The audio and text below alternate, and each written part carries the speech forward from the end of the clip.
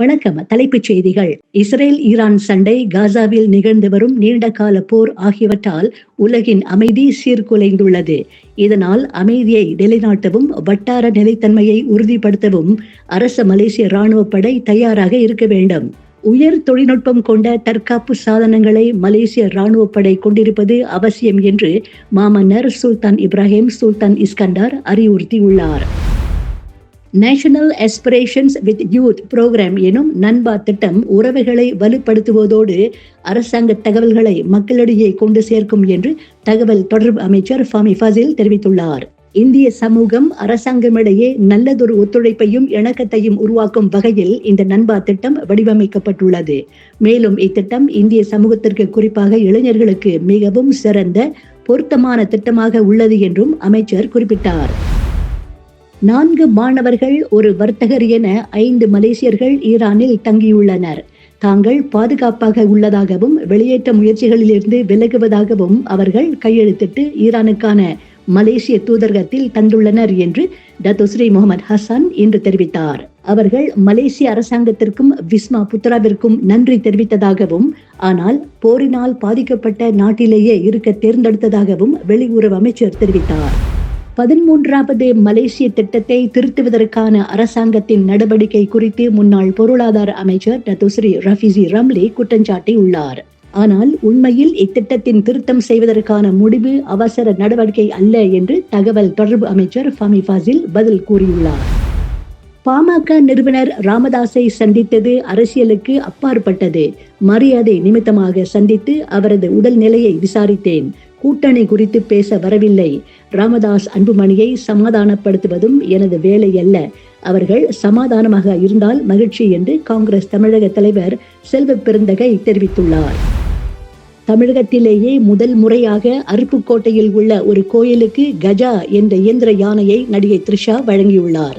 இதன் கும்பாபிஷேக விழா ஜூலை 2ஆம் தேதி நடைபெற உள்ளது. நிஜ யானையைப் போலவே தோற்றமளிக்கும் இந்த இயந்திர யானை தும்பிக்கையால் தண்ணீர் பீச்சி அடிப்பதும் ஆசீர்வாதம் செய்வதும் கூடுதல் சிறப்பாகும்.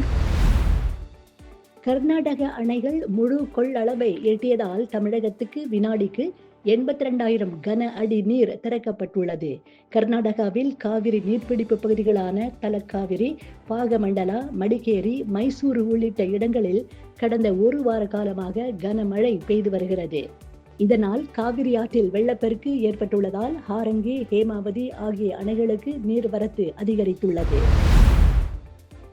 அமெரிக்க அதிபர் ட்ரம்ப் ஓர் ஒப்பந்தத்தை விரும்புவதில் உண்மையாக இருந்தால் ஈரானின் உச்சத் தலைவரான அயத்துல்லா கொமேனியை அவமதிக்கும் வார்த்தைகளை ஒதுக்கி வைத்துவிட்டு அவரது மில்லியன் கணக்கான இதயபூர்வமான ஆதரவாளர்களை காயப்படுத்துவதை நிறுத்த வேண்டும் என ஈரான் வெளியுறவு அமைச்சர் அப்பாஸ் அராக்சி கடுமையாக விமர்சித்துள்ளார்.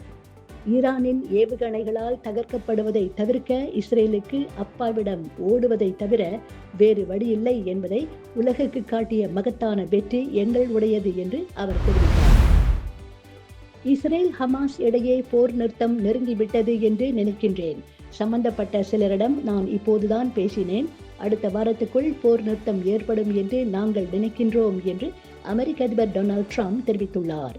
ஆனால் போர் நிறுத்தம் குறித்து யாரிடம் பேசி வருகின்றோம் என்ற தகவலை அவர் வெளியிடவில்லை. ஹிந்தி மொழியில் ஒளிபரப்பான பிக் பாஸ் 13 நிகழ்ச்சி மூலம் பிரபலமானவர் நடிகை ஷெஃபாலி ஜரிவாலா. அவர் மும்பையில் நள்ளிரவு உயிரிழந்தார். அவரது மரணத்துக்கு மாரடைப்பு காரணம் என சொல்லப்படுகிறது. கடந்த 2002ஆம் ஆண்டு இசை வீடியோ ஆல்பமான காந்தா லகா மூலம் ஷெஃபாலி கவனம் ஈர்த்தார். தொடர்ந்து முஜ்சே ஷாதி கரோகி என்ற படத்தில் சல்மான் கானுடன் நடித்தார். 2019ஆம் ஆண்டில் பேபி கம்னா என்ற வெப் சீரிஸில் நடித்தார். உஸ்பெகிஸ்தான் மாஸ்டர்ஸ் கப் செஸ் போட்டியில் இந்திய grand master R Praggnanandhaa champion பட்டத்தை வென்றார். உஸ்பெகிஸ்தானின் தாஷ்கெண்ட் நகரில் இந்த மாஸ்டர்ஸ் கோப்பை செஸ் தொடர் நடைபெற்று வந்தது. இந்த வெற்றியின் மூலம் சர்வதேச செஸ் தரவரிசையில் 5வது இடத்தில் உள்ள குகேஷை பின்னுக்கு தள்ளி 4வது இடத்துக்கு பிரக்ஞானந்தா முன்னேறியுள்ளார். இதுபோன்ற மேலும் செய்திகளுக்கு நம்பிக்கை இணையதளத்தை பாருங்கள். நன்றி, வணக்கம்.